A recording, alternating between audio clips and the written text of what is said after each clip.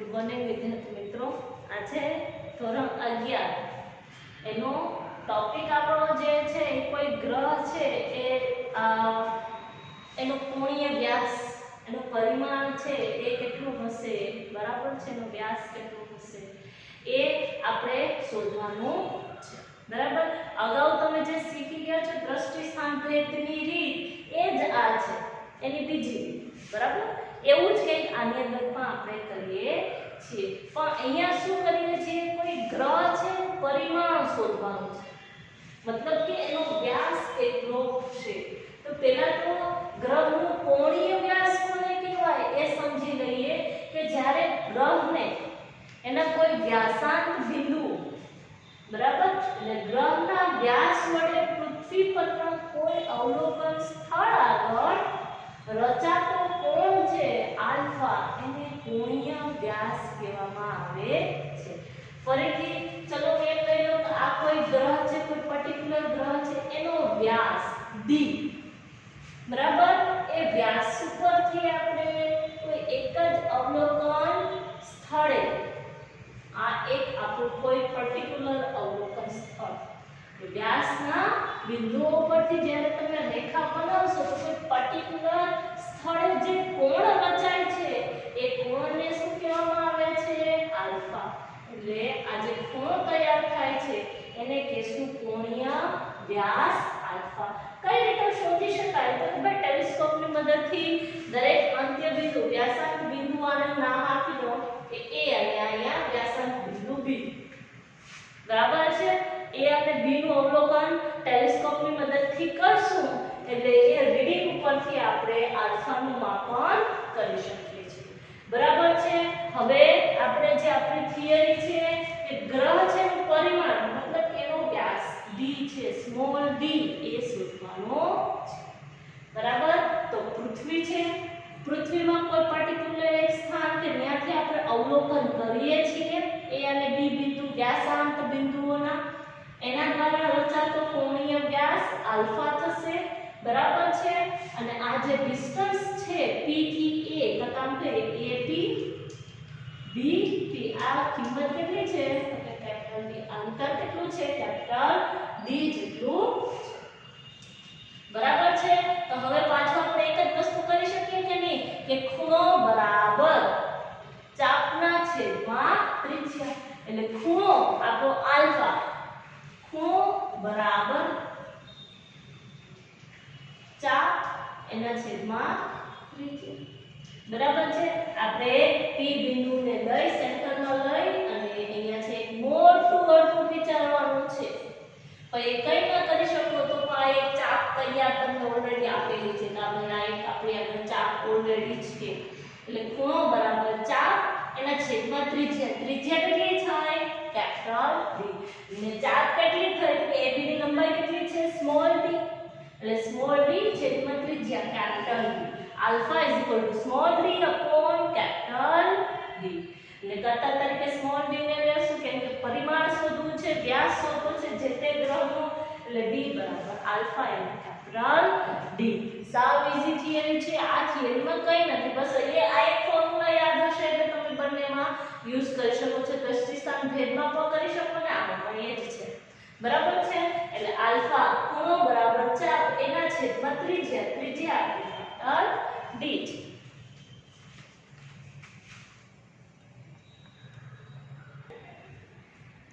હવે આપણે છે મોટા અંતરો શોધવા માટેની પદ્ધતિ શીખી ગયા, બરાબર। ટેલિસ્કોપનો ઉપયોગ કરીએ, રડારનો ઉપયોગ કરીએ, એટલે બધા ખૂબ મોટા અંતરો છે એ આ બધી ટેકનિકથી શોધી શકાય છે।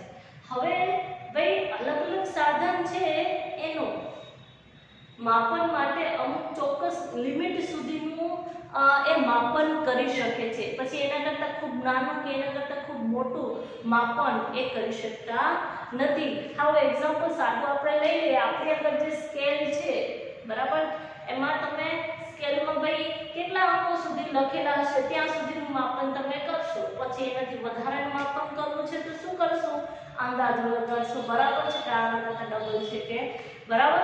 એટલે અહીંયા જે છે કે અમુક સાધનો આપ્યા છે એની વિભેદન શક્તિ, મતલબ કે નાનામાં નાનું કેટલું માપન કરી કરી શકે છે બરાબર એની વાત કરીએ ફૂટપટ્ટી છે જેમ કે 0.1 સેન્ટીમીટર સુધીનું માપન કરી શકે છે તો અહીંયા મીટર પટ્ટી છે એ 10 ની 2 100 મીટર થી 10 ની -3 મીટર સુધીનું માપન કરી શકે છે પછી એનાથી નાનું માપન કરવું છે તો મીટર પટ્ટી કામ કરતી નથી તો આપણે અગાઉ શીખી ગયા હતા કે કયું સાધન યુઝમાં આવે છે વર્નિયર કેલિપર્સ તમે પ્રેક્ટિકલ ઓનલાઈન જોતા હશો ત્યારે એમાં ખ્યાલ હશે એ 10 ની -4 મીટર સુધીનું માપન કરી શકે છે વર્નિયર કેલિપર્સ એ 10 ની -4 મીટર જેટલું સૂક્ષ્મ માપન કરી શકે છે એના કરતાં સૂક્ષ્મ તમારે માપન કરવું છે તો પછી એનું માપન કરી શકતું નથી એટલે એના કરતાં સૂક્ષ્મ માપન કરવું છે માઇક્રોમીટર સ્ક્રૂ ગેજ લેશું આપણે બરાબર છે એ 10 ની -5 મીટર સુધીનું માપન કરી શકે છે વિભેદન શક્તિ નાનામાં નાનું માપન કેટલું થાય છે 10 ની -5 મીટર સુધી એના કરતાં પણ સૂક્ષ્મ માપન કરવું છે તો બાયોલોજીમાં પ્રેક્ટિકલ કરીએ ત્યારે ખબર હશે માઇક્રોસ્કોપનો યુઝ કરીએ છીએ બરાબર છે એ 10 ની -10 મીટર થી 10 ની -8 મીટર સુધીનું માપન કરી શકે છે આ જે માઇક્રોસ્કોપ છે માઇક્રોસ્કોપ એની અંદર પર્ટિક્યુલર આપણે અત્યારે લઈએ છીએ એ છે ઓપ્ટિકલ માઇક્રોસ્કોપ કે ઓપ્ટિકલ માઇક્રોસ્કોપ ઓપ્ટિક્સ પ્રકાશ ને આપણે કયો પ્રકાશ જોઈ શકીએ છીએ દ્રશ્ય પ્રકાશ જોઈએ છીએ બરાબર છે દ્રશ્ય પ્રકાશ એની તરંગલંબાઈ કેટલી છે 4000 થી 7000 એંગસ્ટ્રોમ બરાબર છે તો આટલા સૂક્ષ્મ માપન દ્રશ્ય પ્રકાશની જે લંબાઈ છે એનું જે પરિમાણ છે એટલી લંબાઈનું જો તમારે માપન કરવું છે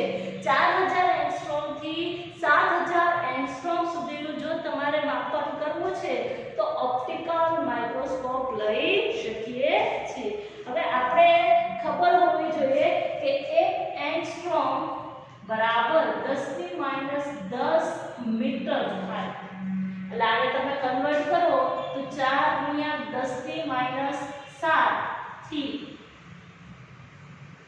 7 * 10 ની -7 મીટર સુધીનું માપન ઓપ્ટિકલ માઇક્રોસ્કોપની અંદર થઈ શકે છે ઓપ્ટિક્સ પ્રકાશમાં આપણે દ્રશ્ય યુઝ કરીએ છીએ કેમ કે જોઈ શકીએ છીએ બરાબર એટલે દ્રશ્ય પ્રકાશની તરંગલંબાઈનો જે માપક્રમ છે એ ક્રમનું માપન ઓપ્ટિકલ માઇક્રોસ્કોપ કરી શકે એના કરતાં પણ નાનું માપન કરવું છે તો શું કરી શકાય તો એનાથી નાનો આવશે ઇલેક્ટ્રોન માઇક્રોસ્કોપ એની વિભેદન શક્તિ એની ક્ષમતા 1 એંગસ્ટ્રોમ કરતાં પણ નાની 0.6 એંગસ્ટ્રોમ જેટલી છે બરાબર છે અને મોટા ભાગે આપણે ધાતુના અણુ કે એના પરમાણુઓને જોવા હોય ત્યારે આપણે શું કરીએ છીએ ઇલેક્ટ્રોન માઇક્રોસ્કોપનો ઉપયોગ કરીએ છીએ હવે આની અંદર જે ઇલેક્ટ્રોન છે ને એ ખાસ ધ્યાનમાં રાખવાનું કેમ કે ઇલેક્ટ્રોન છે એને કણ સ્વરૂપે પણ લઈ શકાય બરાબર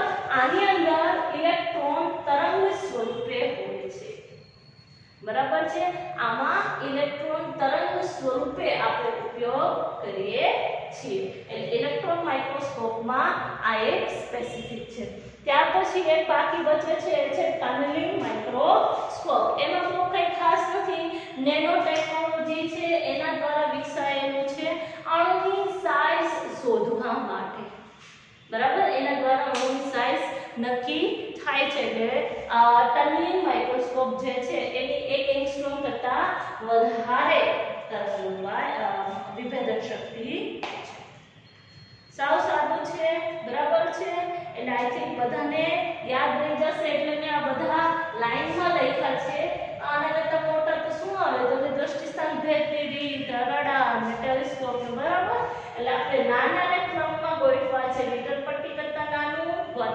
વર્નિયર કરતાં નાનું માઇક્રોમીટર સ્ક્રૂ ગેજ એના કરતાં નાનું માઇક્રોસ્કોપમાં ઓપ્ટિકલ માઇક્રોસ્કોપ છે એ 4000 એંગસ્ટ્રોમ થી 7000 એંગસ્ટ્રોમ દ્રશ્ય પ્રકાશનો ઉપયોગ થાય છે ઇલેક્ટ્રોન માઇક્રોસ્કોપ 0.6 એંગસ્ટ્રોમ સુધીનું માપન કરે છે એમાં ઇલેક્ટ્રોન તરંગ સ્વરૂપે હોય છે અણુની સાઇઝ નક્કી કરવા માટે ટનલિંગ માઇક્રોસ્કોપ નેનો ટેકનોલોજી દ્વારા અણુની સાઇઝ નક્કી કરવા માટે આ વિકસાવવામાં આવેલું છે એની વિભેદન શક્તિ 1 એંગસ્ટ્રોમ કરતાં વધારે છે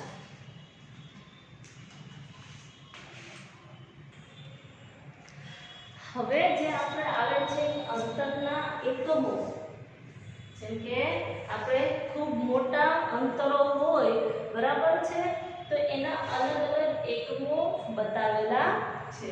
એમાં પહેલું છે એસ્ટ્રોનોમિકલ યુનિટ. આપણે અત્યારે નાના પહેલા લીધા કે ભાઈ સાધનો અલગ અલગ નાનું માપન કરવું છે તો આ સાધનોનો યુઝ કરી શકાય, બરાબર છે. એ સ્ક્રૂ ગેજ હોય કે માઇક્રોસ્કોપ હોય, બરાબર છે. મોટા જ્યારે અંતરો આવે છે ત્યારે એમાં કયા, કેમ કે મીટર તો પૃથ્વી અને સૂર્ય સુધીના અંતરની વાત કરીએ તો એ ખૂબ વધારે છે, બરાબર છે. એટલે અહીંયા જે છે જ્યારે ખૂબ મોટા અંતરો હોય છે ત્યારે એસ્ટ્રોનોમિકલ યુનિટ AU, ત્યાર પછી લાઇટ યર પ્રકાશ વર્ષ, પછી પાર્સેક, આ બધા ખૂબ મોટા અંતરો છે ત્યારે આવા એકમો છે એનો આપણે ઉપયોગ કરીએ છીએ. તેમાં ફર્સ્ટ આવે છે એસ્ટ્રોનોમિકલ યુનિટ AU, બરાબર. સૂર્યથી પૃથ્વી સુધીના જે સરેરાશ અંતર છે એ સરેરાશ અંતરને એક એસ્ટ્રોનોમિકલ યુનિટ કહે છે. સૂર્ય અને પૃથ્વી વચ્ચેનું સરેરાશ અંતર એટલે એક AU થાય. એની કિંમત તમને અહીંયા આપેલી છે 1.496 × 10⁻11 મીટર. એટલે આ ડિસ્ટન્સ આપણે જો બહુ મોટું અંતર છે એટલે એક AU ના ફોર્મમાં લખવું હોય તો પણ લખી શકાય. ત્યાર પછી એનાથી મોટો એકમ, બરાબર છે, મીટર થી મોટો એકમ AU એસ્ટ્રોનોમિકલ યુનિટ. એના કરતા મોટો એકમ તો કે પ્રકાશ વર્ષ. પ્રકાશ એ એક વર્ષમાં કાપેલું અંતર, બરાબર. પ્રકાશ મતલબ કે આપણે સૂર્યપ્રકાશની વાત કરીએ છીએ એટલે પ્રકાશ એ એક વર્ષમાં જે અંતર કાપેલું છે એને શું કહેવામાં આવે છે તો કે ભાઈ એક પ્રકાશ વર્ષ. આપણે સારું સમીકરણ લખીએ કે v = d/t, અંતરના છેદમાં સમય, બરાબર છે. તો અંતર બરાબર t છે, સામે કાંઠે જશે, અંશમાં આવશે. સૂર્યપ્રકાશ જે છે એનો વેગ c છે અને t સમય દેશમાં, આની અંદર કિંમતો તમે મૂકી દો એટલે આરામથી આપણે મળી જાય કે ભાઈ સૂર્યપ્રકાશ c નો વેગ જે છે હું એમ કે 3 × 3 2.99 કે 3 × 10⁸ એક વર્ષ છે, બરાબર. એટલે એક વર્ષ છે દિવસમાં કન્વર્ટ કરો 365 દિવસ, દિવસને કલાકમાં કન્વર્ટ કરો 24 અને કલાક છે એને સેકન્ડમાં કન્વર્ટ કરો એટલે 36. આવું કે ગણતરી કરી નાખશો એટલે તમને ઓટોમેટિક જવાબ આવશે 9.46 × 10⁻15 મીટર. જો આ બંને યાદ રાખવાના છે. 1.496 × 10⁻11 એટલે આ લાઇટ યર = 9.46 × 10⁻15 મીટર. આ રીતે ગણતરી કરી શકો. અંતર કે ભાઈ પ્રકાશે કેટલું અંતર કાપ્યું હશે તો કે એના વેગ ગુણ્યા સમય. આપણે એનો વેગ જનરલી 3 × 10⁸ લઈએ છીએ, બરાબર. એટલે નિયર ઇક્વલ ટુ તમને આવો જવાબ મળશે 9.46 × 10⁻15, બરાબર છે. હવે લાઇટ યર કરતા પણ મોટું અંતર હશે ત્યારે આપણે પાર્સેકનો યુઝ કરીએ છીએ. એનાથી મોટો એકમ છે પાર્સેક, બરાબર છે. એક AU જેટલી ચાપ વડે જે અંતરે 1 સેકન્ડ જેટલો ખૂણો બને છે એ જે અંતર છે એક પાર્સેક કહેવામાં આવે છે. જો અહીંયા એક મેં ચાપ લીધી છે AB, એની લંબાઈ કેટલી છે? 1 AU, એક એસ્ટ્રોનોમિકલ યુનિટ જેટલી. એટલી ચાપ લીધી છે, એના અંત્ય બિંદુઓને લંબાવ્યા 1 સેકન્ડનો ખૂણો બનાવ્યો, બરાબર છે. જ્યારે 1 સેકન્ડનો ખૂણો બને તો આ જે ડિસ્ટન્સ તૈયાર થાય છે કે AP કાં તો કયો BP, આ જે ડિસ્ટન્સ તૈયાર થાય છે એ ડિસ્ટન્સ કેટલું હશે? 1 પાર્સેક જેટલું હશે. એટલે આ 1 પાર્સેક જેટલું અંતર હોય, બરાબર છે. એટલે અહીંયા એ જ કીધું એક એસ્ટ્રોનોમિકલ યુનિટ જેટલી ચાપ વડે જે અંતરે 1 સેકન્ડનો કોણ અંતરાતો હોય તે અંતરને AP કાં તો BP જે અંતર છે એ શું કહેવામાં આવે છે? 1 પાર્સેક કહેવામાં આવે છે એનું મૂલ્ય છે 3.08 ગુણ્યા 10 ની 16 ઘાત મીટર. આ 15 છે 16 છે તે વધી ગયું બરાબર છે એટલે આ કિંમત ખૂબ વધારે છે. હવે તમે આની ઉપરથી ગણતરી કરી અને મેળવી શકો છો. બરાબર છે, આપણે ગણતરી કરી અને કિંમત છે એને મેળવી શકીએ છીએ. જેમ કે અહીંયા આટલું કાઢી નાખવું. બરાબર, આપણે ખૂણો બરાબર ચાપના છેદમાં શું આવે? ત્રિજ્યા. ખૂણો બરાબર ચાપના છેદમાં ત્રિજ્યા. ચાપ આપણી AB, ત્રિજ્યા ધારી લો ત્યાં હાલથી કે R છે, કાં તો AP કહી દો તો 50. બરાબર, ત્રિજ્યા R લીધી. આપણે R શોધવાની છે, જે ત્રિજ્યા છે R એ શોધવાની છે. તો R ને કરતા તરીકે લેશું. ખૂણો ક્યાં જશે? છેદમાં જશે. એટલે AB ના છેદમાં થીટા થયું. AB એક એસ્ટ્રોનોમિકલ યુનિટ, થીટા 1 સેકન્ડ. હવે ખૂણો આપણે હંમેશા કેમાં યુઝ કરીએ છીએ? રેડિયનમાં. એટલે આપણે રેડિયનમાં એને કન્વર્ટ કરવા પડે. એટલે જ્યારે તમે એને કન્વર્ટ કરો છો તો અહીંયા આ સાઈડ લખી આપણે કે એક એસ્ટ્રોનોમિકલ યુનિટ બરાબર 1.496 ગુણ્યા 10 ની 11. આ જે સેકન્ડ છે એને કન્વર્ટ કરો. ચલો 1 સેકન્ડ એને મિનિટમાં કન્વર્ટ કરવા છે. નાના એકમમાંથી મોટા એકમમાં કન્વર્ટ કરો એટલે ભાગવા પડે. મોટા એકમમાંથી નાના એકમમાં કન્વર્ટ કરીએ એટલે ગુણવા પડે. એટલે અહીંયા સેકન્ડ એને મિનિટમાં કન્વર્ટ કરો છો એટલે તમારે ભાગવા પડે. કેટલા થાય? તો કે 60. એટલે 60 વડે ભાગવા પડે. 1 મિનિટ બરાબર 60 સેકન્ડ. તો 1 સેકન્ડ બરાબર કેટલી મિનિટ? 1/60. બરાબર, આ મિનિટમાં કન્વર્ટ થઈ. આ મિનિટને હવે કેમાં કન્વર્ટ કરવા છે? કલાકમાં. તો પાછા નાના એકમ મિનિટમાંથી કલાકમાં કન્વર્ટ કરશો, પાછા ભાગશું. એટલે આ જે 60 એક કલાકમાં 60 મિનિટ હોય એટલે પાછા 60 વડે ભાગી નાખ્યા એટલે આ થઈ ગયું અંશમાં કન્વર્ટ. હવે આ અંશ છે ને રેડિયનમાં કન્વર્ટ કરવા છે. બરાબર છે, તો આપણે અહીંયા આમ કરું કે ચલો પાઈ રેડિયન બરાબર 180 અંશ. તો 1/60 ગુણ્યા 60 એટલે 3600. 3600 અંશે કેટલા રેડિયન? પાઈ રેડિયન બરાબર 180 અંશ. તો 1/3600 60 ગુણ્યા 60 એટલે કેટલા થશે? 3600 થશે.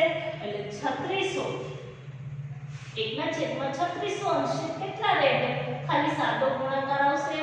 પાઈ ગુણ્યા 1/3600 ભાગ્યા 180.